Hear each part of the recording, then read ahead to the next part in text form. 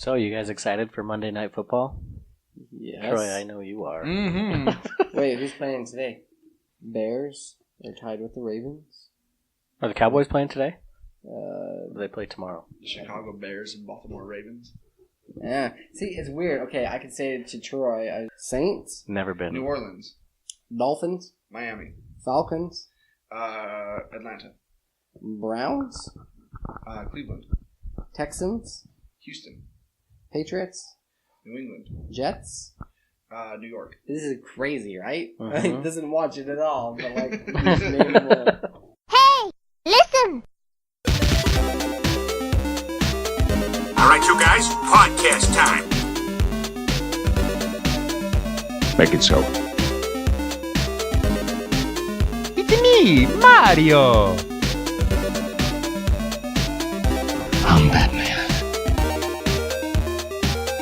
Strong am I with the Force. Are you telling me that you built a time machine out of a DeLorean? You're a wizard, Harry. And welcome to World War G, episode 148. I'm Troy. I'm AJ. And I'm Colton. Say what? What? Oh, man. I'm back. Back again. Guess who's back? All right, so we're going to do things a little differently. We're actually going to start off with movie reviews this time. Yeah. You saw one. I mean, we all saw one, and then you two saw another one as well. Yeah, we're going to start out with American Made. This is the newest Tom Cruise film. It's loosely based on a true story. Very loosely. I Yes. love how they throw in, like, this is based on a true story, and you're like, wait, really? More or less. I go in with, like, skepticism every time I hear that. So Cruise plays a guy named Barry Seal, who is a commercial pilot, and he is then drafted by the CIA to run guns into, where was it? I can't remember. Some third world country? Guatemala? I No. can't remember. Because they're always talking about the Contras, and I can't remember where it was now. Shoot. Well, first he does the flybys, just taking pictures and That's stuff. right. Yeah. And then they want him to actually land, and do some stuff for them on the ground. Yeah. Delivering some weapons and stuff. Gosh, I really don't know. Isn't it that place It where says Central America on here. Central America. that season of Prison Break? Did you ever watch all the Prison Breaks? He did. AJ Yeah. did. Where? Panama? Yeah. Is it Panama? It Pretty close, could. yeah. It could Somewhere be. around there. It's around there somewhere. Yeah. So, They're all yeah. dying from disease. Yeah, like you said, he was first drafted to take pictures, and then he got really good at that. Like he got really close, and he got really good pictures, and everybody's all impressed and everything. Then he was then asked to ship guns over there for the CIA, and then by doing that, he then got into the drug trade with Pablo Escobar and those guys.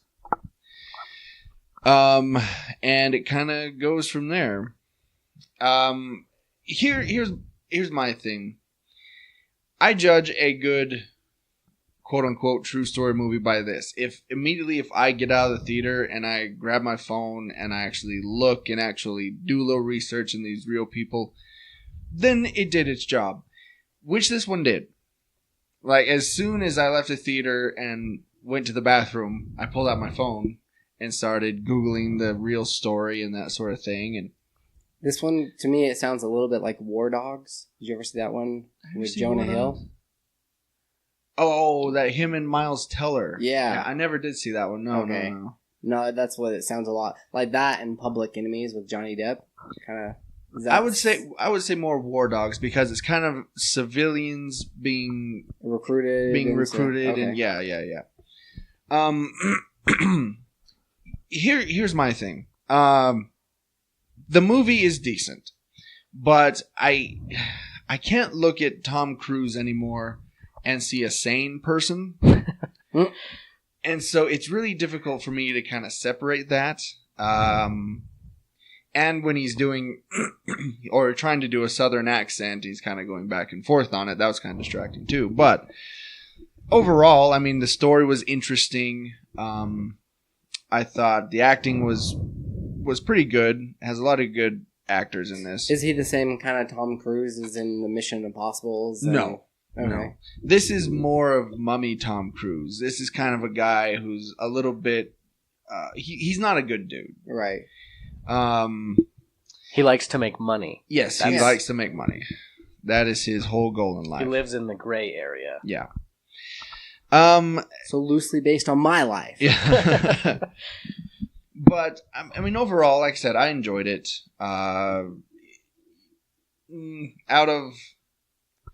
Out of 5 bags of cash, I would give it I'm at 2. Really? Yeah. I'd give it like a 3.5 because I understand that they have to embellish a little bit in order to make it a good story. And I found myself thoroughly enjoying it. And I like the subtle humor in it. It's not like in your face, but they had some really funny parts in it. And usually when a movie can make me laugh, like, a consistent amount, I usually am more willing to give it a better rating just because I enjoy myself more. I don't remember in the movie theater. Yeah. Oh, okay. Like just laughing out loud by myself. No one else is. Yeah. But enjoying yourself in the movie theater. I'm trying to remember specific parts that made me laugh, but I know there were a few. There's some parts that took my breath away. Like when his brother-in-law was driving away and then that thing happened, I was like, "What?" Yeah, that was just insane. But yeah, it did make me laugh quite a bit. So, all right. Yeah, so that's say if I would say wait till like the cheap theater. Okay. Maybe Redbox it. Unless you have Movie Netflix Pass, it, then just go or now. Yeah, or Movie Pass it. If you can see it for cheap Movie Pass. cheap or free, then go. It's worth a look, I think. All right. One that we all saw. Yes. Happy Death Day. Happy Death Day. Happy Death Day to us all. This is the newest one from Blum House Productions. The guys that did, Insidious and Sinister, Conjuring, and Purge. Yeah. And this is it's a murdery Groundhog Day. It is. Yeah, they even poke fun of that by actually bringing it up. What, Yeah. You've never seen that movie? You guys are gonna be ashamed of me. I've never actually seen Groundhog Day. And I was gonna watch it last night in order to prepare for this episode, but then it was $4 on Amazon, and I'm not spending $4 on a 25-year-old movie. No, you don't need to. So the premise of this one is there's this college girl who is she's not the best person. She's not very nice at all. No, I mean she's drinking, she's whoring around, she's doing all this stuff. And just like rude to She's everybody. kind of a B word. Yeah. Spitting on her Uber driver. And oh, yeah. That sort of thing. Throwing food that people make for her just to side. So she wakes up, kind of goes through her day, and this isn't spoilers or anything, at night she gets murdered. She then wakes up again, the exact same day. Thinks it's deja vu at first, but yeah. Keeps going over and over and over again. She gets the advice from the boy that she's there with that, hey, perhaps you should try to find your killer. So then she spends the majority, like I'd say a decent chunk of the film trying to just, follow everybody, tell them, and you get more of their backstories as well, what they're up to during this day. Yeah. And the kid's name was Carter. Yeah. You're not going to forget that because they say it like 18 times. Yeah. Yeah. Wait, what was his name again? Yeah, exactly. But it was, I mean, you and I saw it together. Right. Which was really kind of funny because you just like messaged me and said, hey, do you want to go see a movie? And like, all right, sure. So it was really funny because then with Troy working at the movie theater, he gets a great discount.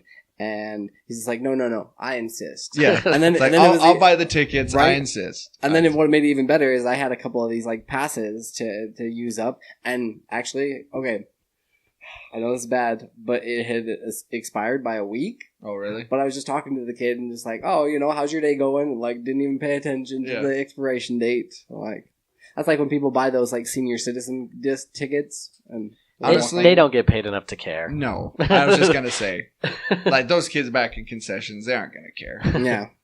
There's no way they would have checked. Well, yeah, even if they did, you can just be like, look, man, I didn't notice that it expired until just now. I do that at restaurants all the time with coupons.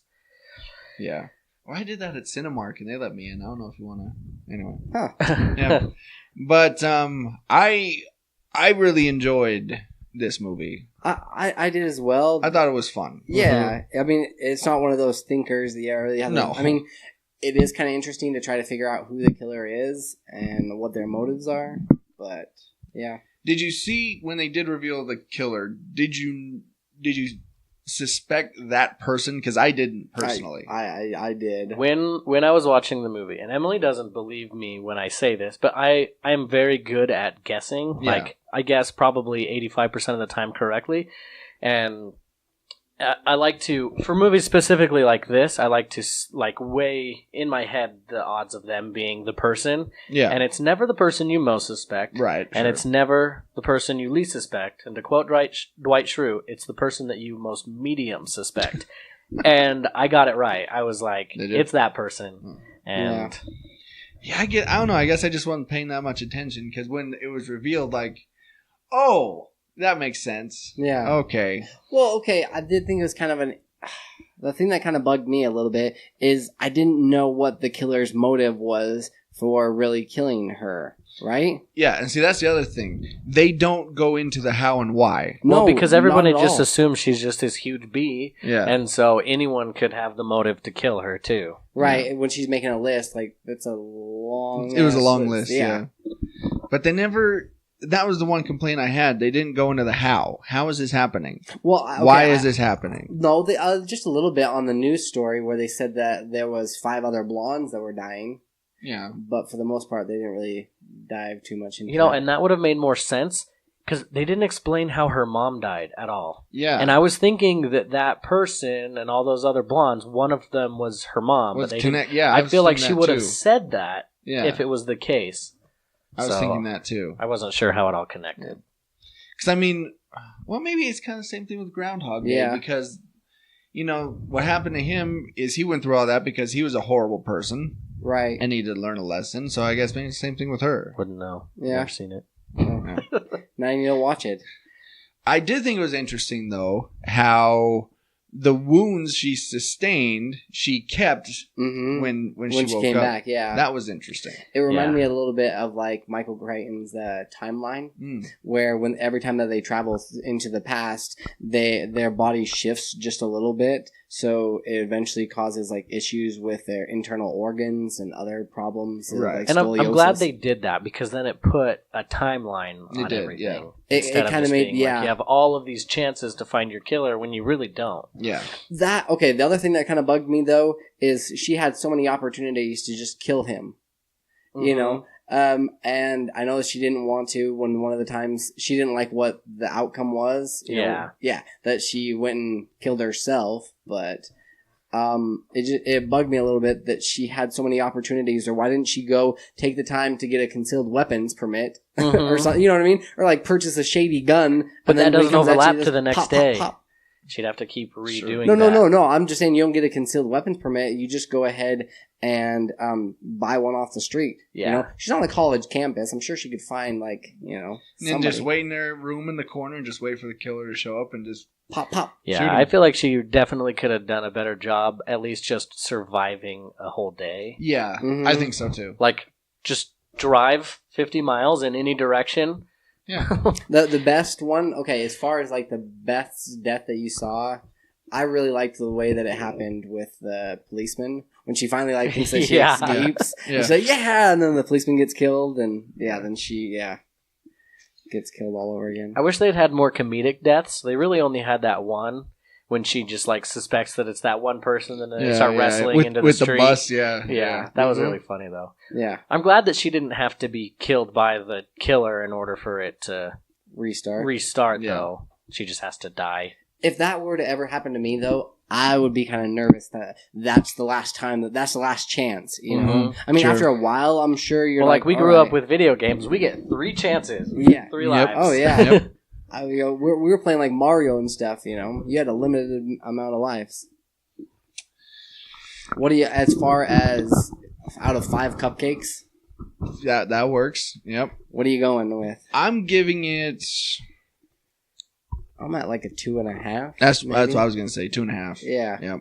Not quite a 3, because that's kind of like the halfway point, but it did make me laugh. There was a couple of funny parts in it, and the twist was pretty decent. You guys are a little bit more critical on movies. I'll be like the average Joe rating, Yeah. and I'll say It's like 3.5. 5. That's what I'm saying at. Yeah, definitely not a 5. It's entertaining and it's fun, and it's a good movie to go see with like a date on Halloween or something Yeah. like that. Oh, yeah, for sure. Because it's not too scary. Like, And more oddly clean. yeah. I mean, I think there's a few F-bombs here and there, but other than that, And it's her all walking just like suggestive. naked. yeah. And really all you That- saw was her back, you know. Yeah. That was a funny scene. Yeah. Though. Like, she's walking out with that big old smile on her Yeah. face. She knows exactly what she's doing. That was hilarious. Yeah. She's like, I'm not going to be remembered after this day. Yeah. So all right. So couple pretty solid recommendations this time. Yeah. So let's take a break, and then when we come back, we got some news stories. We're going to be talking a little bit about Happy Death Day again, and Some Chris Hardwick, mhm. DC president. we're going to be talking Toxic Fandom. Dun dun dun. So we'll be back right after this. are you feeling nostalgic about your music listening needs? Do you like the tonal quality that only a record can provide? Then go check out Lavender Vinyl, located at 123 25th Street, Ogden, Utah. Yeah, go talk to Kylie or Blake. They have a large selection of new and used records. They will also buy your old records, maybe the ones that are just sitting up there in the attic, gathering dust. And if you can't find anything, they'll be more than happy to pre-order it for you. Now, you can always find them at lavendervinyl@gmail.com. You can also check out their website, lavendervinyl.com, or give them a call on the phone, like a normal person, at 385-240-0336. Be sure to tell them that World War G sent you. Now back to the episode.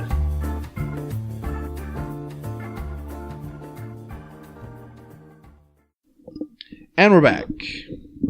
All right. Continuing our Happy Death Day discussion. It's like a flashback. This is like our death day. Yeah. We're reliving it over Oh, again. that would have been so funny to We do. should have done that. Yeah. Dang. Missed opportunity. Okay. Happy Death Day is another win for Universal and Blum House. Or excuse me, Blum House. Mark up another win for Universal Pictures and Blumhouse Productions' low-budget horror films, as Happy Death Day easily topped the weekend box office with an estimated $26.5 million from 3,149 theaters, an average of $8,415 per location. The film, which cost just $4.8 million to make and received a B cinema score, is Blumhouse's ninth number one opening and its third film to open number one this year alone, following the success of Split and Get Out. Internationally, Happy Death Day opened in 11 markets where it has earned $5 million for a global weekend take of $31.5 million. Next weekend, the film opens in 16 more markets, including Sweden, Taiwan, the UK, and Ireland. Directed by Christopher Landon, Happy Death Day stars Jessica Roth, Israel Broussard, Ruby Modine, Rachel Matthews, and Charles Atkin. Let's try that. But yeah, beat out Blade Runner. Dang. Which I'm not surprised, because Yeah. working at the theater, I'll walk in At to the hour Blade mark? Runner. Yeah, I'll walk into Blade Runner and it's nearly empty. Well, I mean, pretty much the only people that are going to see it are the people that saw the original Blade Runner, which is not the type of people that go see movies nowadays. Yeah. Like, Star Wars is different. Like, everyone grew up with Star Wars. Yes. But, I mean, Blade Runner came out in the 80s, right? Yes. That came out before I was born, Yeah, so yeah, I me too. literally have zero interest in seeing it. Me too. I do want to Me watch too. the original, and then maybe I'll be interested in seeing the new one. But they're not very similar, from what I've heard. Blade Runner is one of those movies that, you know, you think, oh, it's a cinema classic. You know, it changed the game. Then when you go see it, it's really freaking boring. I keep thinking of Tron and the remake that they did with that. You know, like they're not that great. Yeah. Yeah. And that's why I keep hearing about Blade Runner. It's like, yeah, I mean, it's a part of what it was, but it's really, really boring and just not that good. So what's the difference between, like, going Jurassic, you know, like with the new Jurassic Park, or I guess Jurassic World or whatever? What's the difference there? Is it the fan base is a little bit bigger because they've done 3 installments beforehand? Well, and also that Jurassic Park, the first one, holds up. Yeah, it's incredible, especially for like their special effects too. Yeah. It's still really, really entertaining, and it really hasn't lost a step. You know, you go back and watching it, and it's still good. Because, like, like you guys were talking about, like Star Wars, it's its own giant, but some of these other ones, they have to, like, stand alone. Is it because they've lasted the test of time, you know, and then everybody's still interested in it? Yeah. I mean, at this point, Blade Runner is one of those movies you see if, you know, you're kind of a film snob. Mm-hmm. You know, it's one of those ones you think you have to see, or if you're a Harrison Ford fan, you know, something like that. But well, and also I think part of it is when these new sequels come out, how watchable the first one is, like how interesting it sounds. Like for Jurassic Park, for example, if you've never seen the first movie and then you come out when the next movie, or you know, want to see the next movies, but you're like, oh, I got to watch the first one. What's it about? Oh, dinosaurs? Yeah, I'm going to go see that. Right. But nobody knows what Blade Runner's about until they either Google it or, you know, it just... It's like, oh, there's these rogue replicants, android people, and... Well, and it's partially because that's stuff we've seen so much over the last 20 years with these films that have come out. Yeah. Like, people don't want to go see something that they've already seen, but with worse special effects and... Yeah. Yeah, at this point, I mean, it was at the time, but at this point, Blade Runner's not unique. It really isn't, but... Yeah. It's like, that's the same reason why the new RoboCop didn't do very well. Yeah. Yep. All right. Nerdist founder Chris Hardwick is busy. He's a busy guy. Between producing and hosting shows like The Wall, this is like a plug for sure. Okay, but like The Wall. Well, it's on Nerdist. It is on Nerdist. Yeah, The Wall. Talking with Chris Hardwick and the upcoming The Awesome Show. He's also launched a new national comedy tour. His production company, Fish Ladder, has several TV shows in the works. And oh yeah, he's the host of Nerdist Podcast. There you go. Right here on this very network. Let's see. Like I said, he's a busy guy. But now you can add horror movie maker to his list of credits. Chris is launching a new film production, Spitball. And he's partnered with Blum House Productions on 3 upcoming films. You'd originally mentioned this to me, and I had to look into this for myself, but it's legit. The first look deal includes movies that will be produced under the Blum House banner. Plus, Chris will be directing one of the films and heavily involved in the other 2. So it's for sure going to be like some sort of trilogy like they've done with a lot of these other ones. Right, yeah. The collaboration was first hinted at this week's on Nerdist Podcast, where founder Jason Blum was on. He had this to say, Jason did. I was so inspired talking genre films with Chris on the Nerdist that by the end of the interview, I asked if he would consider doing a film with us. He exclaimed, "We met one more time later in the week and decided to make 2 more. That's how it works in Hollywood, apparently. Chris is a passionate genre fan, and I feel like we'd be lucky to have him in business with us. I was going to say, when you're working with a studio like Blum House, yes, that's how it works. Yeah. Right? Because they're a smaller organization that you can just, like, hey, want to make a movie? okay, let's do it. Hey, how about we make 2 more? All right. That works. Jeez. Then Chris had this to say: I'm a diehard horror fan and have always wanted to be in the horror business. Jason is amazing. This is where he kind of like, pats the other dude on the back. Inspiration, a super nice guy and brilliant producer. I'm beyond excited for this partnership. Then it says some of the ones that they're known for. Although, okay, it bugs me just a little bit because Blum House has kind of hoarded themselves out because they've done like Area 51 and they've done some of these like smaller ones and they just put it under their name, but it's really not their original team with these. I mean, they did Insidious, Conjuring, and a few other Sinister, but then for the most part they've just kind of like, oh hey, do you want to be under our horror name? Right. So kind of, you do have to do your research a lot of the times. Well, and I think one of the ways that they get people to come in to Blumhouse is they work really cheap. Like, really cheap. Because they hire these, like, no-name actors. Yeah. And they're known for content over, like, big budgets. Yeah. I'm trying to think of what some of their, I guess, special effects on some of the newer ones, but for the most part, they keep it relatively small, so their turnaround and everything else is, is crazy. Yep. So yeah, I don't know. I like Blumhouse. I like their films. Yeah. And I like Chris Hardwick, so we'll see how it goes. He kind of reminds me a little bit of what's the guy. Ryan Seacrest. Yeah. You know what I mean? Like where he's done the Talking Dead and all these other things that he just kind of... And that is a running joke on his shows and on his podcasts and stuff. Yeah, like he gets mixed up with Ryan Seacrest all the time. So. Oh, I'm sure. Anyway,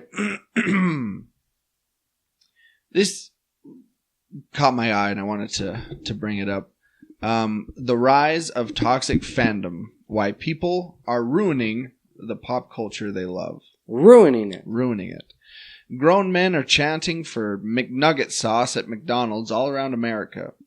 Let the recent Rick and Morty sauce fiasco be counted as evidence of the decline of civilization. If you're just catching up, this is all about a plot point in the Season 3 premiere of the show. It was revealed that the smartest man in the multiverse, Rick Sanchez, was on a quest to find a limited edition Szechuan sauce that McDonald's released to promote Mulan in 1998. The creators of the show, Justin Roiland and Dan Harmon, presented the revelation as a joke about origin stories and were vocally disappointed about how it escalated in real life. This is all 1 month after Dan Harmon spoke out about a group of Rick and Morty fans who had been harassing the show's female writers. These knobs want to protect the content they think they own, and somehow combine that with their need to be proud of something they have, which is often only their race or gender, he said. I loathe these people. Rick and Morty is a wild sci-fi comedy that's blunt with its outlook on the world and the nature of existence. It's a type of show that will deliver a long monologue about the meaning of life, excuse me, but then explain that it's all about Macca's sauce. As a lot of animated series do, it skews heavily toward young dudes, many of whom seem to misinterpret the show's sly, satirical smarts. There's always going to be people who ruin something for everyone. But if it increasingly feels like pop culture fandom has gone rotten, an aggressive type of entitled fan has become dominant and vocal in the past few decades. The arrogant confidence of these fans is out of control with the type of behavior they think they can get away with. These self-proclaimed geeks, quote-unquote, claim to love something but instead treat it like a competitive sport, and somehow, in the past 2 decades, these geeks became the new jocks. And this goes on for a little bit, so I'll just read it. Revenge of the Nerds. Many of the pop culture entities that are considered lovable geeky now were once a legitimate subculture. Marvel Comics and Star Wars weren't owned by Disney, and there were no A-listers at Comic-Con, and being a nerd was a legitimate hindrance to your social life. True that. This is hitting too close to home. See, that's why you got to be a closeted nerd or geek like I was. Yeah, I was. But it's okay. Come out of the closet now. I was out and proud, man. I was out and proud. Troy's over there waving like a Superman flag. Yep. Well, it did just pass October 11th, which was National Coming Out Day. True. That's true. Most fandoms were nothing like the juggernauts they are now. People gravitated toward like-minded fans in smaller communities. Fans were able to bond and be proud of what they liked. People still do this now, but it's like a mosh pit. Sometimes you'll find people who have got your back, but there's way more who are ready to trample you than ever before. The small groups of the past found important confidence in numbers because of the way individuals were bullied in isolation. During this time, primarily in the 70s, 80s, and 90s, pop culture offered a refuge, and fans knew the things they loved intimately. It's easier to find fellow fans now, but the subculture no longer exists in the way it did before. Geeky properties used to sit just below mainstream popularity, and there were large subgroups of fans of Star Trek, Doctor Who, Lord of the Rings, Monty Python, Dungeons and Dragons, anime, comic books, and more. These kinds of pop culture now sit in the mainstream. They're big business. In 1998, Blade was released, and it became a huge hit. The obscure Marvel Comics character performed way beyond the expectations of the studio. New Line Cinema, which prompted every film company to check their basements to see what comic characters they own the rights to. At the same time, the world was experiencing the transition of recent book phenomenon from page to screen with Harry Potter and the Philosopher's Stone, and a whole new generation of devotees were born. X-Men in 2000 proved Blade wasn't a fluke, and then Spider-Man in 2002 broke box office records and ignited the explosion of comic book movies, which are now a mainstay of pop culture. Soon after, Batman was rebooted with Batman Begins, and then Marvel announced they had built their own studio to build a cinematic universe, with Iron Man in 2008. Thor Ragnarok is out this month, or next month, I guess it would be. The 17th film in the Marvel Cinematic Universe. Geeks rule. I figured it out, Troy. That's why we're trying to still stay, low key and fly under the radar, because we only want those select listeners. Yeah, that's it. That we only want those select ones that are like, hey, I heard of them first. I heard of it, Yeah, that's it. Well, that's it exactly. The problem that I feel like it happens with a lot of these shows, you'll find like a hidden gem and you'll be like, oh man, this is amazing. And then it'll catch fire, they'll get more money, which means that they can create more, but then they just kind of burn out, and they're not what they once were. Yeah. They lose sight of it because of money. Yeah, so, I don't know, what are your thoughts on that? Do you think that this whole, crazy fandom that we're experiencing now, you think that's kind of a bad thing, that's kind of a I do, just dangerous because thing? It is because we're so oversaturated with all sorts of different things that we're jumping. We've got the attention span of a goldfish where we jump from one thing to the next. We're just as guilty as anybody else, you'll find something, you'll finish this, you're like, oh yeah, I've got this huge list of video games to play. I've got a huge list of whatever, books to read or movies to see. And it's just this constant thing. Mm-hmm. The way you found out, back in my day, if somebody liked something you did, for me, I was I'd be sitting in class. It was word of mouth. Yeah, and I'd be drawing Batman or something, and somebody would see it and go, oh, have you seen the Batman cartoon? Yeah, I've seen it. I love the Batman cartoon. And I'm drawing Batman. High five. You're the only two in class. You sit next to them. Yeah. When the teacher says, hey, pair up, you pair up with that person. Yep. Yeah. But now, it's all over the place. And that and the bandwagon people. You get those, which we've talked extensively about how much we hate. They'll be wearing Hot Topic has so many things, and you're you've never even read a comic book in your life. Now, if it does bring them to read comic books and bring them into the fandom, fantastic. But I think there is a majority that when all this eventually dies down, which it will, that there's only going to be a few that remain. Continue. Yeah. The few, the proud. Yep. The geeky. Yeah.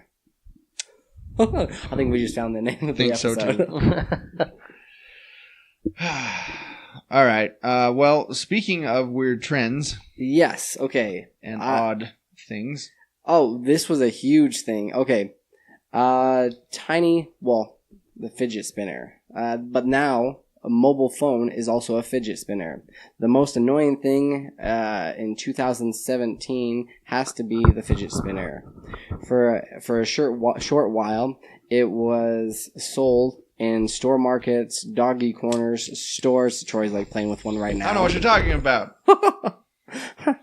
Supermarkets, and basically anywhere you could drop money at. Kim Kardashian had her own brand of a fidget spinner, and even Arcade Fire put on their new album for $109.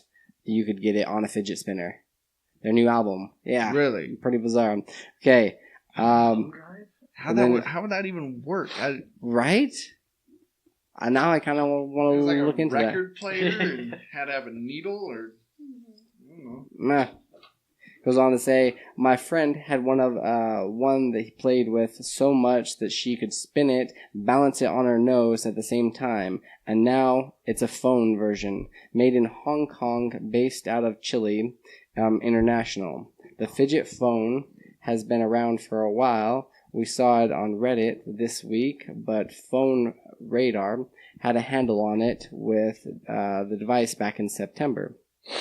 The handset had 1.5-inch screen, comes in 6 colors, and features a tiny 32 megabyte internal memory, although you can upgrade it with an SD card up to 8 gigabytes. It's extremely a basic phone, though with no apps, although it does have a web browser and Bluetooth. It's $20 and currently only being sold in India, although there are other versions of the fidget spinner phone floating around Amazon. I want to find one. You do? Yeah. I want to find one. I want to buy it. It looks like a little teeny flip phone, basically. It does, yeah. And it is kind of does unique. Like an old Nokia. Yeah. Yeah. That it's got the 10 keys on it, a answer, an up down, and that's it. It's not very practical though. Like talking on the phone while it's spinning, impossible. Like, is it windy? Are you driving with your windows down? Although if you had to listen to anybody that you really didn't want to listen to what they had to say, it would make it a little cooler. You're breaking up. My wife needs that for her mom. Hey, mine too. Yeah. So. Oh, I know. Trust me. Although we just need to find what the next big thing's going to be and jump on that bandwagon. Yeah. Because it's $1 billion market. I feel so bad because fidget spinners originally came out. I think it was a Kickstarter, and it was a woman who started it.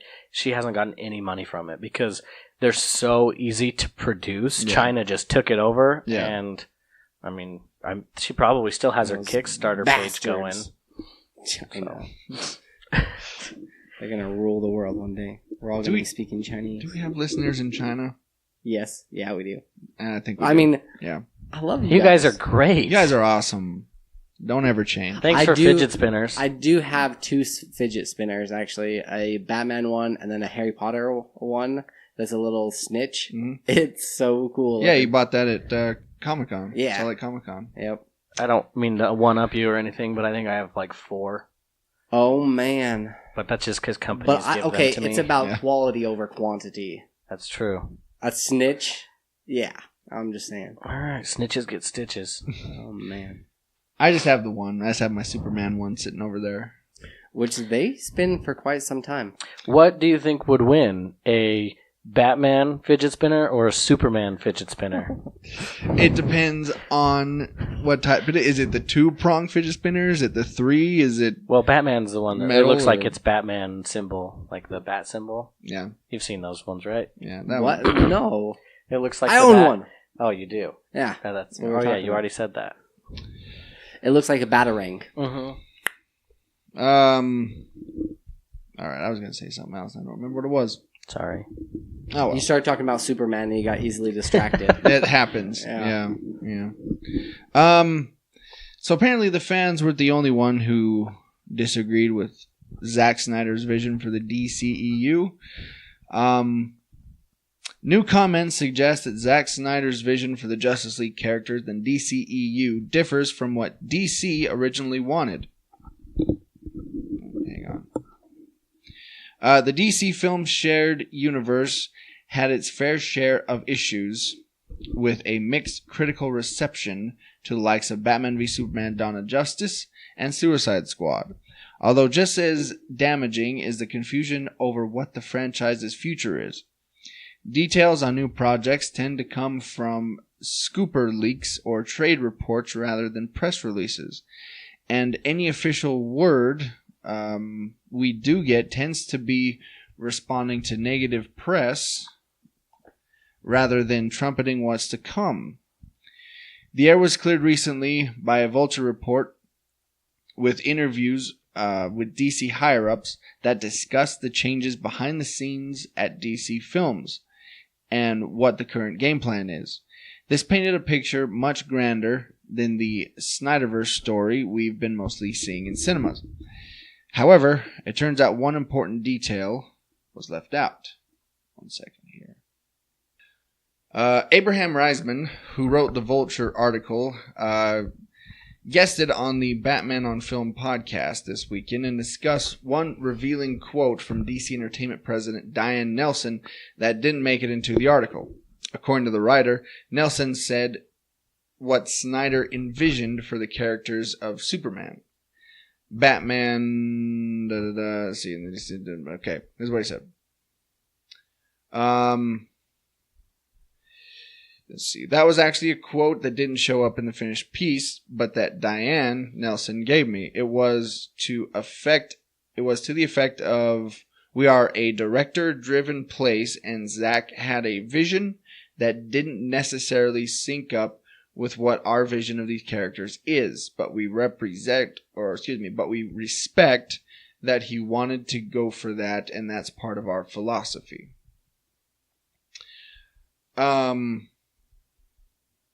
So the most controversial thing about Snyder's two entries thus far in the DCEU has been the handling of comic book icons like Supes, Bats, and Lex Luthor, with its films showcasing attempts at deconstructing these modern myths,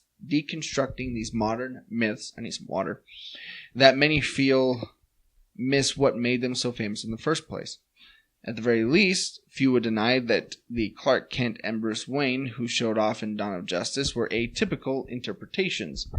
It now appears that fans weren't the only ones with reservations.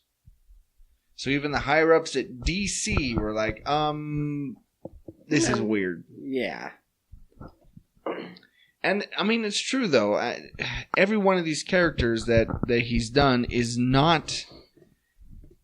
It's not the characters, and we've talked at length about this, but it's not the characters that we grew up with. Yeah, and that we know. That it's their own, and you have to look at it as a standalone thing and their own interpretation. Or maybe even a timeline thing, because this is the oldest version of Batman and Superman that's ever been in film. Or, I mean, as far as comics go, I have no idea. Yeah. But just a little bit more hardcore and less forgiving. Yeah.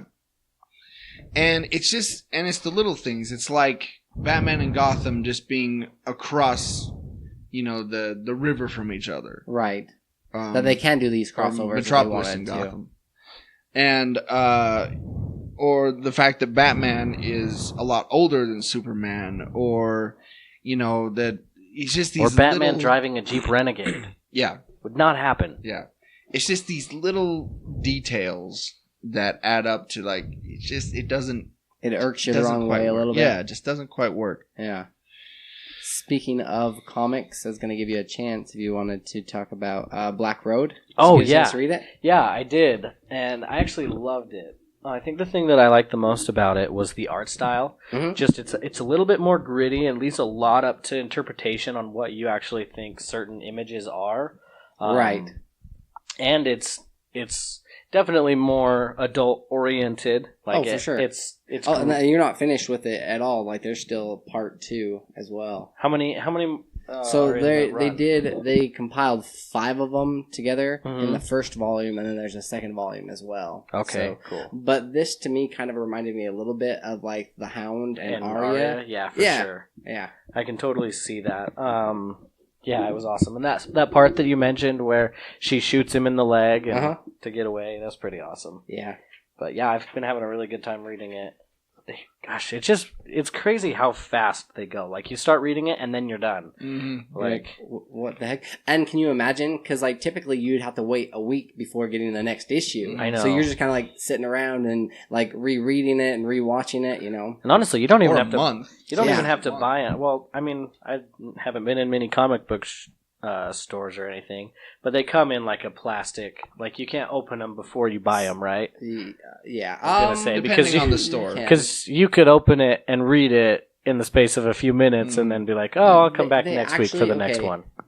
Comic book stores, they actually almost encourage that because I've sat down. I mean, if you're in there often enough and they recognize you, and you're just like, hey, do you mind if I check this out? Or it's like even some of these smaller businesses, Graywell in particular, they'll go ahead and let you pop open a CD, even though it's brand new, let you listen to it, and then see if you want to buy it or not, and then they'll reseal it up. Yeah. Otherwise, the old bookshelf that used to be on Washington. Yeah, I was in there all the time. It felt a little bit more like a library. Yeah, you know, where you're able to like read it if you wanted to. Yeah, and I would go in there and I'd read comic books and everything, and I would buy stuff. And there was one time I went to purchase my comics, and I forgot my wallet. I didn't have any money. They said, "You're in here all the time. Just go ahead. Just take them. It's fine. Yeah, we know you'll be back." So, right? Yeah. Which once you get that rapport with them, it's pretty cool. Plus, they're so down to earth, and if you're like, "Hey, I really like this, this, and this. What recommendations do you have?" And they've got like they could spout off like hundreds of different things. Yeah.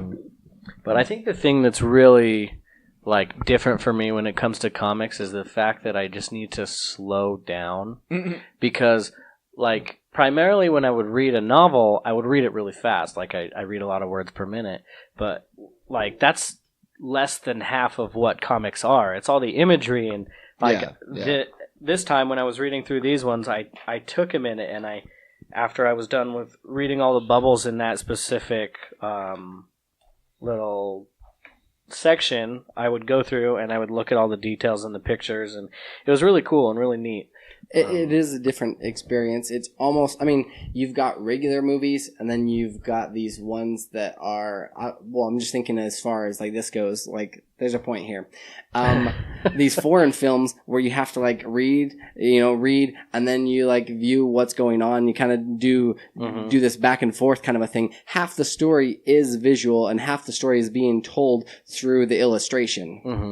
Which is it's a crazy cool form of. I mean, half the time, like you'll be going like a couple of pages where you won't get any dialogue whatsoever, but you can still follow what this, whether he's going across this like winter plain and like, then it starts feeling like colder when you're like going along reading this and page after page. And yeah, no, it's fantastic. Like a lot of these like comic books are that way.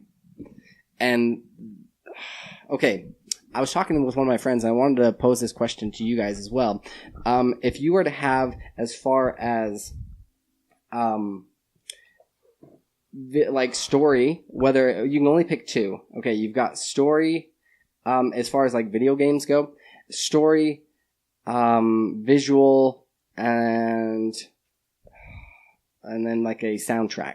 If you're only picking 2, what's it going to be? I know because with this, it's more visual and story driven. Story and visual. That's me too. Really? I don't care about the music. The music doesn't like draw you. I mean, it's only an additional add-on and helps with that. Yeah. Like, I can take her the story. I can take her lead music in video games. Really? Yeah. It's all about the story driven and visual. And music can help set the tone for sure, like and tell you what emotions you're supposed to be feeling throughout, the certain point that you're at in the game or whatever it is.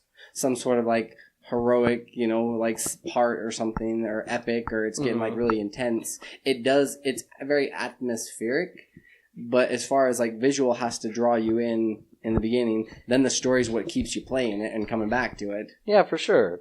Just like dating. Like you're initially attracted. It's all about visual. Yeah, right. You're initially attracted to someone, care, but you're not going to stick around if the story's not good. Yeah.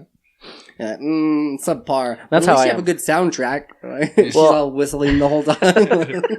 Yeah, I definitely, when it comes to video games, I judge them harshly based on their graphics.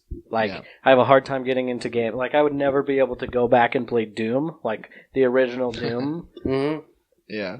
Well, it's not very story driven, and as far as visual, it's lackluster It's rough. now. Yeah. Like even the MMOs that I play, like World of Warcraft is as bad as it gets when it comes to graphics, pretty much. Like for me, like I wouldn't play anything worse than Warcraft because it's pretty bad already. Really? And see, now that's a big push right now is to go back and play these retro Segas, the Super NES is coming out. And I'm not going to have a fun time playing those because I didn't grow up with them. I grew up with the N64 at my grandma's house, and that's pretty much where as video games started. Yeah, well, I mean, I had a PS1. Your grandma had one?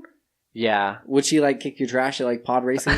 No, it wasn't her that had. Well, it was my uncle's, but it was just at my grandma's house where they all lived. That is one of the things that I want. I want to stay up with video games, through my entire life, just so my kids when they're playing, I can still whoop their trash at Call of Duty or whatever. It'll be Call of Duty. It'll be VR for sure or something else.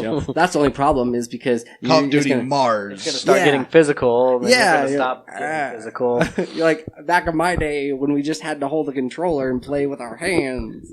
Come on, Grandpa, and they have to wait for you to moving along. Keep getting killed by them. They're having to pick off all these enemies that keep rushing you. As you're going along.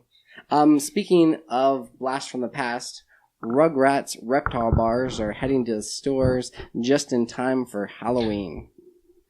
That's right, Reptar bars, the sugar-filled dinosaur-shaped tongue-staining treat coveted by Rugrats everywhere, are on sale at FYE stores. This tooth-decaying good news comes to us from a recent post at Pop Sugar, which is so funny that sugar is a fandom to think. You know what I mean? That is weird. There's a podcast dedicated to it and websites dedicated to what's the newest treat that's coming out. That is really weird. Yeah. Sugar is a fandom. Pop Sugar. Never thought about that. Right? Yeah. And we couldn't be happier about it. Along with the warning about turning your tongue, these brave enough to eat them, FYE suggests that people should check with the store nearest them to find out which one will be carrying their treats. For those unable to track them down, fear not, because FYE sites still has a whole bunch of Reptar-related goodies, which we're guessing will be available, these bars will be available eventually. The boxes of Reptar cereal, which that was the coolest looking box ever. Mm-hmm. Right? Reptar cereal. You rip off the front part and it's just got the Reptar mouth that you pour the sugar cereal out of, and then it even dyed it green. That was amazing. Okay, so it says Reptar cereal. They sell like that along with a lot of the other things. And should you not find yourself should you find yourself in the very worst case scenario and not being near a location with the bars and unable to order anything, geez, what are they talking if you're in a coma or something? Anything online for some reason you're too lazy to make it up, you can also make your very own neon green Reptar bars at home. And then they went ahead and posted the recipe down below, the one that they found it to be the most likely. And, okay, I was going to say this, but I actually called and drove down there today, this morning. Yeah, I got back just before the episode. I went ahead and placed an order for a couple of bars. Oh, right on. Yeah, so we'll get to test. We'll do a taste test of these Reptar. Because you had to go in, and because I'm well, can I just say my name over the phone and put me down for it? They're well, you have to purchase them. So I had to go ahead and purchase the bars and down there. Pre-purchase. Right, pre-purchase them, and then you can't even get them, and they'll notify you. And they said it's going to be close to November. that they'll actually be available. Jeez. Like they're getting their newest shipment in. So it's a pre-order. Does it come with DLC? It does not. Dang. I know, right? You know, I actually forgot that Reptar bars were a thing until just now. Right? Same with like to wash it down with like some gummy berry juice. Yeah. Like I forgot Reptar bars were even in Rugrats. It was a lot of the times I think they're kind of missed opportunities. If they don't catch it when it's first airing and out, then they have to wait like 20 years when it becomes nostalgic. Yeah. Yeah. Yep. Are there any other things that you'd probably like to try? I'm surprised they haven't come out with Slurm yet Slurm. Yeah. from Futurama. That's just Mountain Dew, right? I guess like a really thick Mountain. That's all I thought. Really thick Mountain Dew. Or Surge or something. But a really cool thing, and that just reminded me of that when the Simpsons movie came out in 2009, they converted all of the 7-Elevens to Quickie Marts. Oh yeah, which was freaking cool. With the donuts, the iconic with the donuts, looking pink. You go in there, you could buy Buzz Cola, you could buy Duff beer, like it was all in there. It was freaking cool. That is pretty awesome. By the way, Buzz Cola, not that good. Really? Just saying. Yeah, I bought a 6-pack. It wasn't that good. Target kind of jumped on the bandwagon a little bit with Mario Kart, the 8. Yep. Where they converted a lot of their their super targets into Mario Kart racings, and same with their carts. And you could buy bananas. Mm-hmm. And just you go down the produce aisle and you start throwing bananas at people. Like, I'm surprised they didn't get more lawsuits during that thing. They started selling turtles in the pet section. Yeah. They have pet sections there? I don't know. I have no idea. Walmart does. I was like, what? Yeah, step it up, Target. Right? Well, actually, you know the It's Sugar store down in the Farmington Station Park? It's just basically that candy store. I was down there a few weeks ago, and we bought some butterbeer from Harry Potter. Sure. Just like butterbeer cream soda. And it was pretty good. We drank it warm, which I don't like drinking soda warm. Me neither. It was like room temperature. So we saved one and drank it cold, and it was a lot better cold. And they also had chocolate frogs. Really? So I think that might be a limited time thing if you guys want to try some Harry Potter chocolate frogs. I did try the Bernie Bott's Every Flavor beans, because now they have that one bean game where you can go ahead and, Bean Boozled. I almost feel like we needed to do like some sort of, I know it's maybe a missed opportunity, but like some sort of thing on the YouTube channel, you know, with that. Because there are some really nasty ones, like baby wipes or boogers, and I don't know how they figured it out, but that vomit one tastes spot on. It's got that acidic aftertaste. Like that's what they did. They just had people throw up, and they saved some of the stomach acid. That would be the worst job ever. What do you do for a career? I'm a bean maker, taster. All right, let's take another break. And then we come back, we're talking haunted houses, people. Ooh, 'tis the season. So we'll be right back right after this. On the historic streets of Ogden, there are two kinds of people, readers and non-readers. Here's where you can find their stories. Booked on 25th Street, located at 147 Historic 25th Street, Ogden, Utah, 84401. Yeah, stop by and say hi to our friend Marcy. You can pick up a new or used book, or you can sell your own used books. That's right, you can get 10% store credit on what they can sell the book for. Stop in and say hi, or call them at 801-529-7720. You can find them on Facebook at facebook.com/bookedon25th, or you can email them at marcy@bookedon25th.com, or visit their website, bookedon25th.com. Be sure to tell them that World War G sent you. Now back to the episode.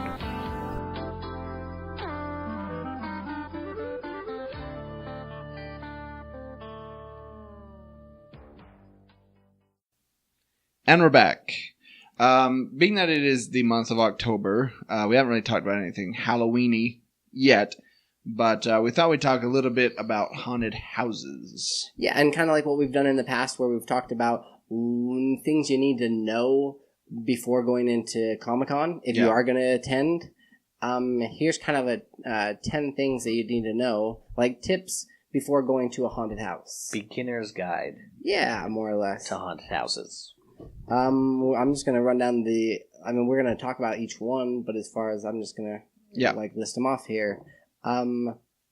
surrendered. So it is kind of a submersive thing because like with a lot of movies, you're just sitting in it and you can step back out of watching it. But with this, you're submersed into it. Yeah. And you do have to allow yourself to get into the feel of things. It's pretty much just surrender yourself to the experience. Yeah. Don't go in with a critical eye or anything like that.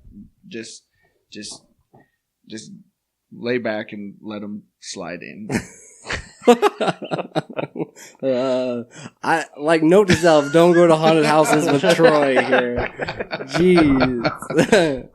He's over there just like, all right, take me now. You're like, what the heck? Come on, Troy, we need to go to the next area. It's okay. Leave me. I'm not finished yet. All right, number 2, make a night of it. A lot of the times, like, I've been to these, especially when they do, like, big groups. You go, you stand in line, and you go through the haunted house, and then they just leave. Yeah. So they're saying make a whole entire day, kind of a night of it. Go either out to eat, go, do something afterwards. Have a drink. Yeah. Something. And they do usually sell, hot cocoa or hot apple cider or other food items there, and have like quite a few different campfires at some of the locations. Yeah. So you can kind of like stand around and chat. Hang out, watch the people run out and screaming. Well, and then some, like Nightmare on 13th, they even have like TVs at the end that you can watch other people going through the haunted house. That's really fun to do. Yeah. As well as even just out in the yard, they typically have like a couple of actors, or like creatures like roaming the grounds. Yep. Even going through the lines. That's my least favorite part. Really? It's so awkward when they come up to you and you're supposed to act scared, but I'm not scared, but I'll pretend to make yourself feel better. Yeah. Kind of stroke their ego. Yeah. Stroke. I'm not finished yet. Number 3, only go with fun people.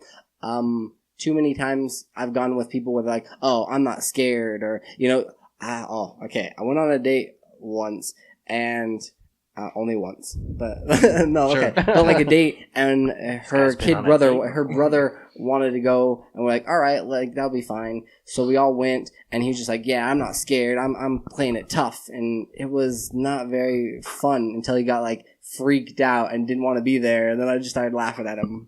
But it was fantastic. But you do have to go with like the right group of people, You do. Yeah, it changes the experience.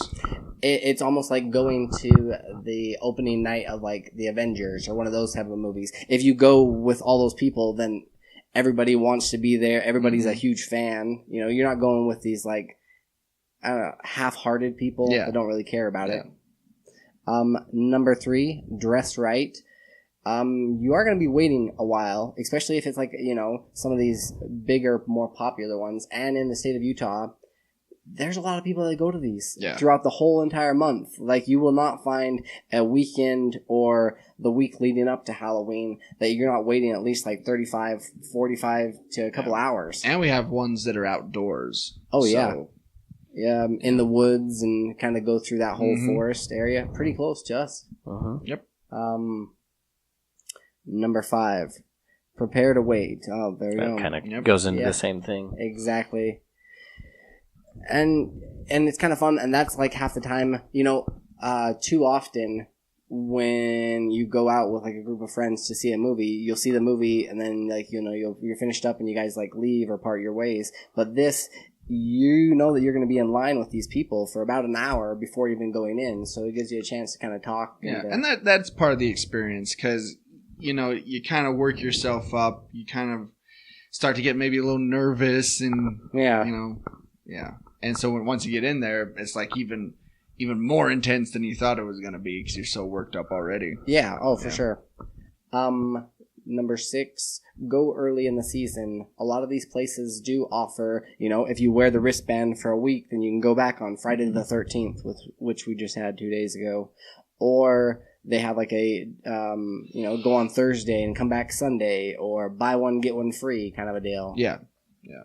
So yeah, and if you go in, most haunted houses will open like mid to late September. Yeah. If you go then, you're not gonna have to wait in long lines. You can just kind of go in and experience it really before anybody else. So. Oh, for sure. And they do put a lot of effort in it the entire year leading up to it. Yeah. Especially for like Nightmare on 13th because they do a different theme every year. Mm-hmm. Yeah.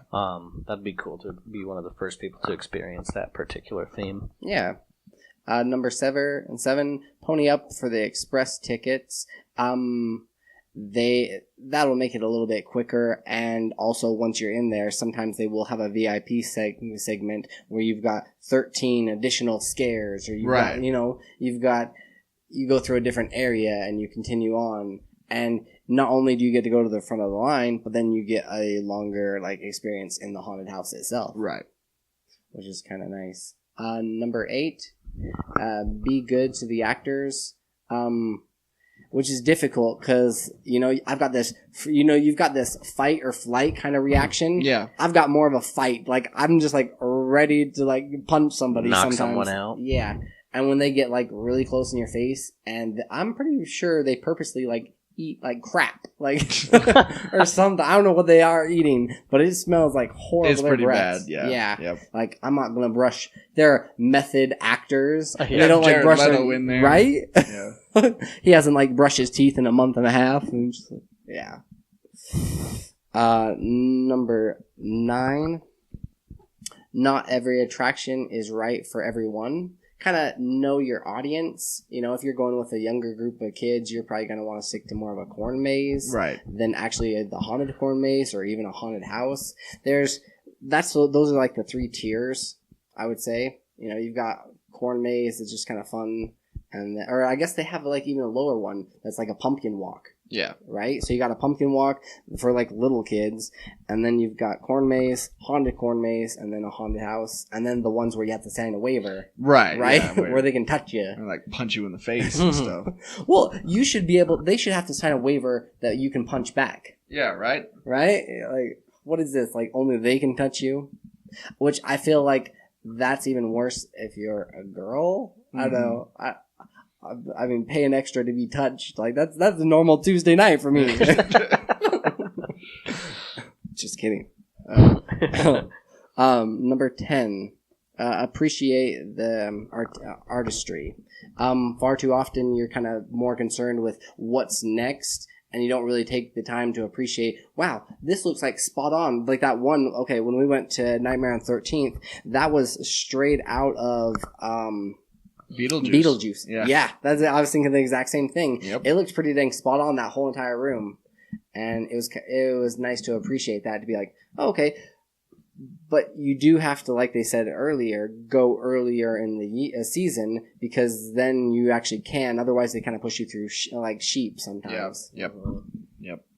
I mean, they have ways of kind of staggering people out, but even still, You're gonna run into people.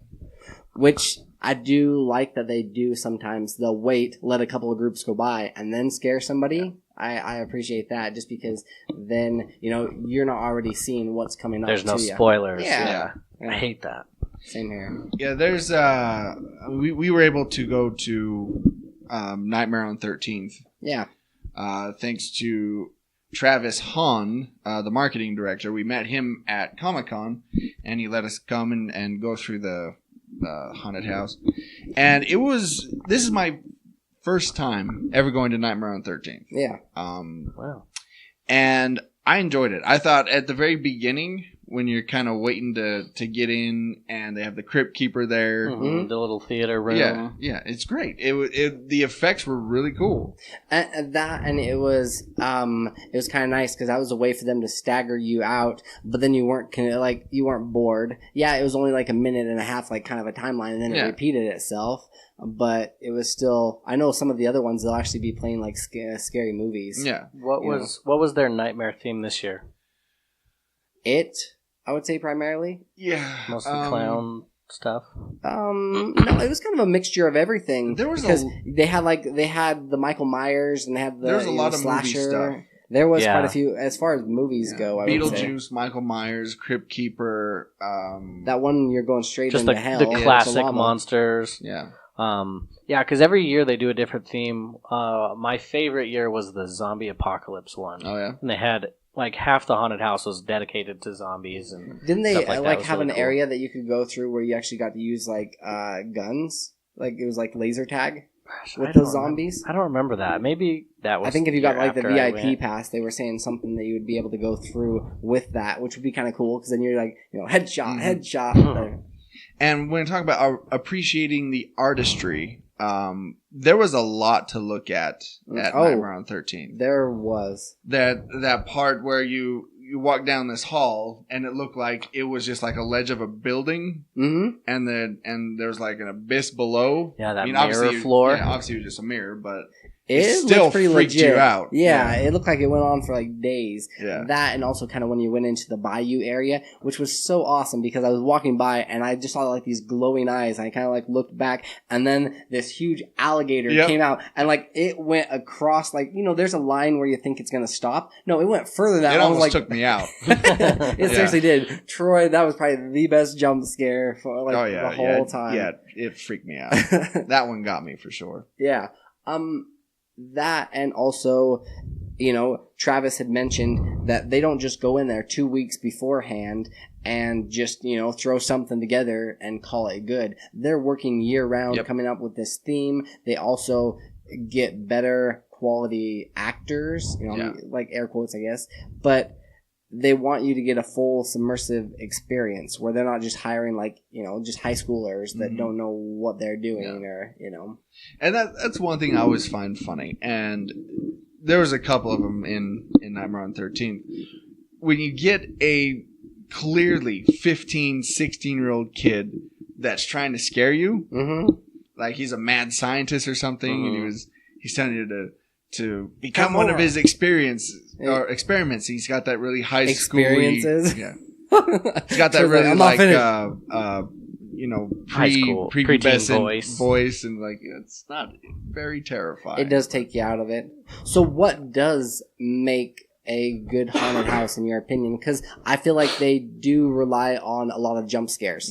That's their biggest, for sure, thing that they've got going for them. To me.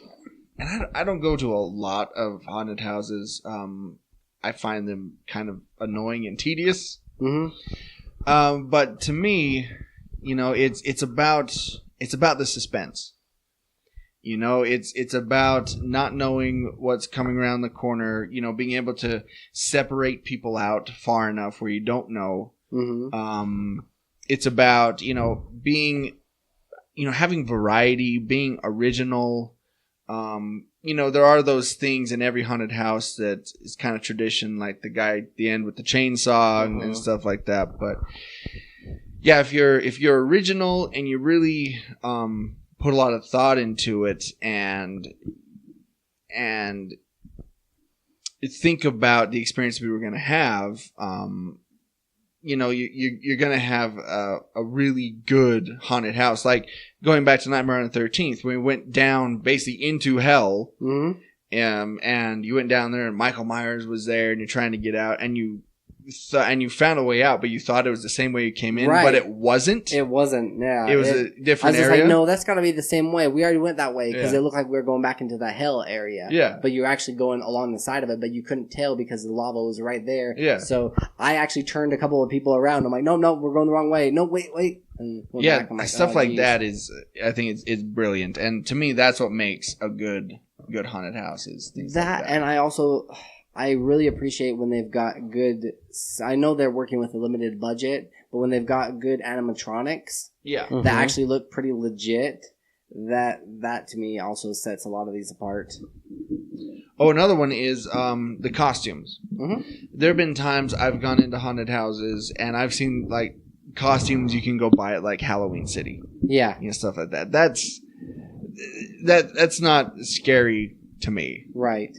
If you really take time and have like professional makeup artists in there doing the makeup and professional like costume designers and stuff, then that's another really big part of it. Which I feel like that we've been a little bit spoiled living in Utah because we've got some of the greatest ones in the state for sure. Because like, what were you saying? There was somebody else. They were going to another state. Yeah, they had the It House in California, and based off the movie, obviously, and it was like a full size replica. You could go in, you could walk around. It was like straight out of the movie.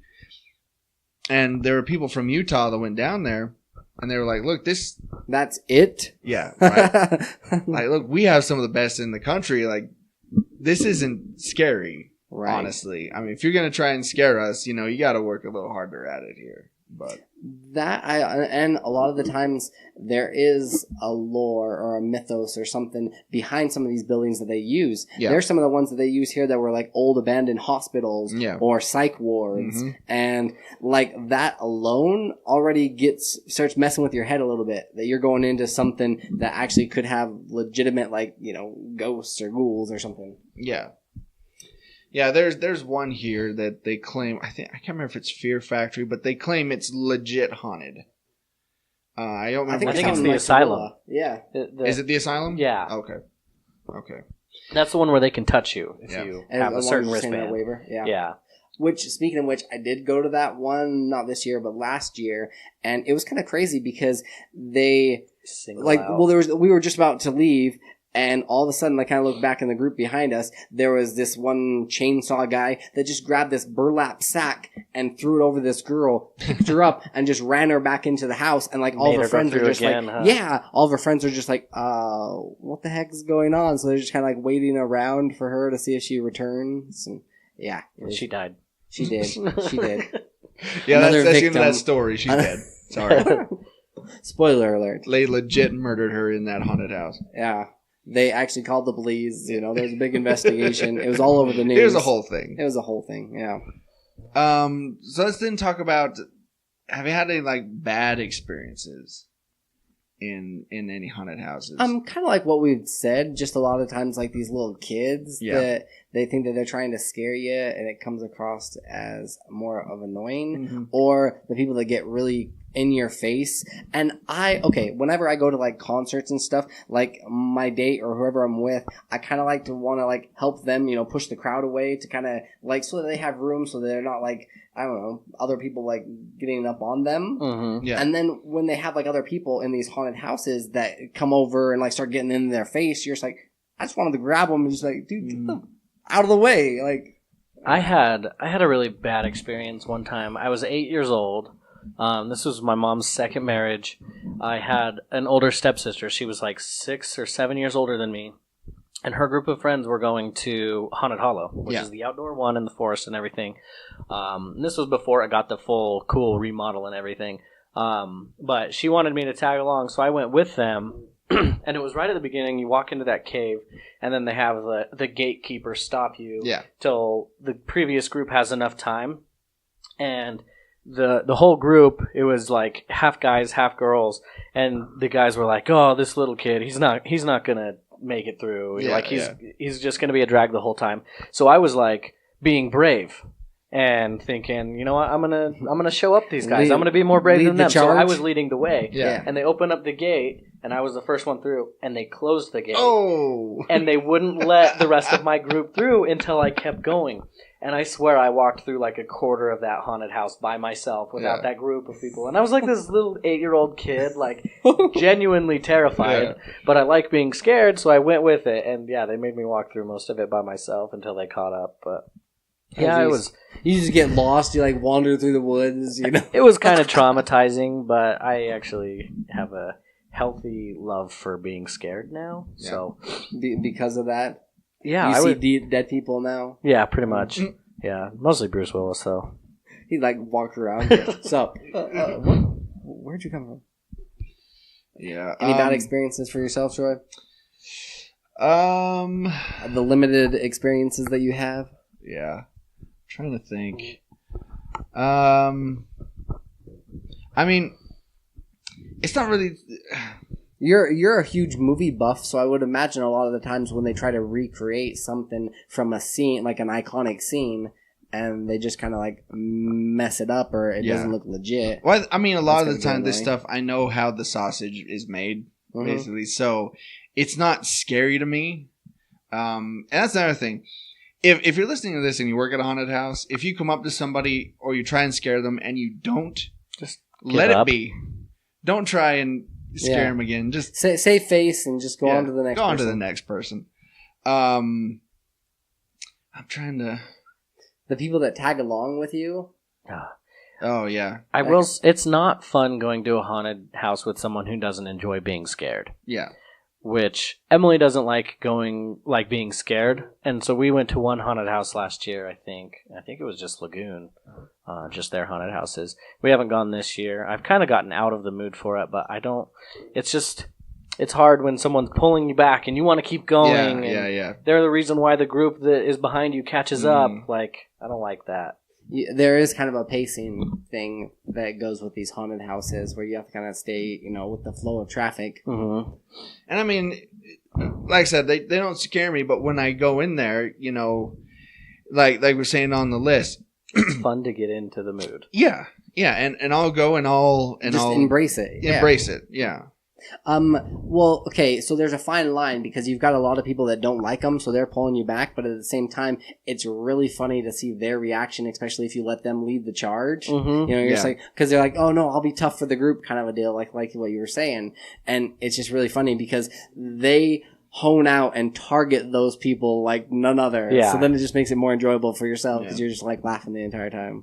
And also, I mean, going with friends, like when you and I went to Nightmare on the 13th, we made little remarks here and there. And, little snarky remarks, but at the same time, we just like having a good time. It's hilarious. Like to say like snarky things, like even to the people that are working there, It's like, you want some candy? It's like, oh, sure. Yeah, all right. Yeah.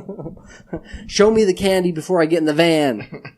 Like, the dude doesn't even work there. It's just a van. Yeah. All right. Oh, man. Yeah. But no, for sure, check out Nightmare on 13th Street. Let's see. Let's throw out the address. Yeah. It's going to be 320 West, 1300 South, Salt Lake City, Utah, 84115. Mm-hmm. Yeah, like I said, we went through it, and it's really cool. It's really immersive, and it's long. Yeah, it took quite some time. Yeah. We went in there. It was about 45 minutes, almost an hour. Yeah. Because you're going upstairs as well. I was surprised at how much. I mean, it felt like you were legitimately going into like this basement and into hell, and then you go back up and you're inside of like this attic. Yeah. And you're like all over the place. Yeah. Yeah, it's really fun. Like I said, I don't go to a lot of haunted houses, but that one I legitimately enjoyed. Yeah. And actually, we got to sit down afterwards with Travis Hahn, the marketing director, and talk to him about Nightmare on the 13th. And we're going to play that interview right after the end of the show, so stick around for that. But so here's where you can find us. You can listen to all of our episodes at worldwarg.podbean.com. You can find us on iTunes and the Google Play Store. Just search World War G. On the social medias, you can find us at facebook.com/WorldWarG podcast.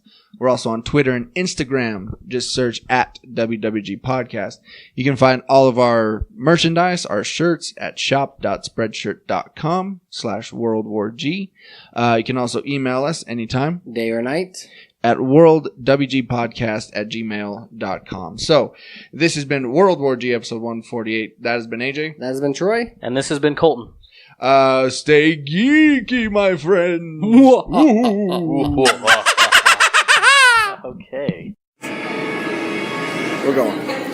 All right, everybody. This is the World War G podcast, and we are at Nightmare on 13th in Salt Lake, and we're here with Travis. What is your role here? So I'm the marketing director, and just help out during operations, doing management stuff. Okay. Now, how long have you been doing this for?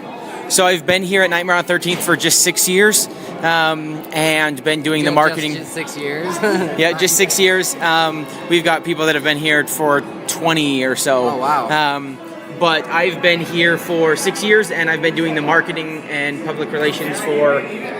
This is my 3rd year doing that. Oh, fantastic! All right. So we know that Utah's pretty famous for their haunted houses. What sets this one apart from the others, do you think? Well, we've been in business for a really long time. We've been in business for 28 years. And so not only that, but we work year-round to change our haunted house so that we can have a fresh new experience for people to come back year after year and really come back and make it a tradition and make it something that's part of their Halloween and their fall time. And we work really hard to train our actors and we have really high quality sets. And that's due to not only experience, but it's also due to high quality artists and technicians that work on the tech stuff in the rooms. That was one of the things I was going to say, is each one of those sets I really liked and appreciated that you took care with each one, and they were unique and different, so you got kind of every genre possible. I mean, it was really fantastic going through. Yeah, it's interesting. We start in December and January planning for the next year. Starting in February, that's when we start actually tearing out rooms and making changes and rebuilding. And it's literally a year-round business. A lot of people think that, oh, it's a Halloween business. You come in a couple weeks before, maybe a month or two before Halloween, and throw some more fake blood on some things or whatever, and you open up the doors. But we really work really hard to give our customers a really high quality experience. So if they want to check you guys out, say on online or social media, where should they go? Search Nightmare on 13th anywhere on any social media platform. We're everywhere. NightmareOn13th.com has discounted tickets if anyone wants to come and check it out for themselves. As well as the merchandise over here, that I noticed. Yeah, so we do have a lot of different merchandise things with our logo on it, and anyway, we feel like we have a very well-rounded experience. It's not just like a really amazing set with horrible actors or really good actors in an awful set. It all starts at the foundation of why we do it, and we do it to mostly because everyone that works here loves Halloween, and we love this time of year, and we're passionate about it. And so we definitely put that passion into our work here at Nightmare on 13th. All right, well, we certainly had a good time. Is there anything else you want to add real quick? All right. So thanks again for letting us come and check this out. And make sure, if you're listening to this and you're in the Salt Lake area, come check out Nightmare on 13th on 1300. You won't be disappointed. Thank you. Perfect. All right.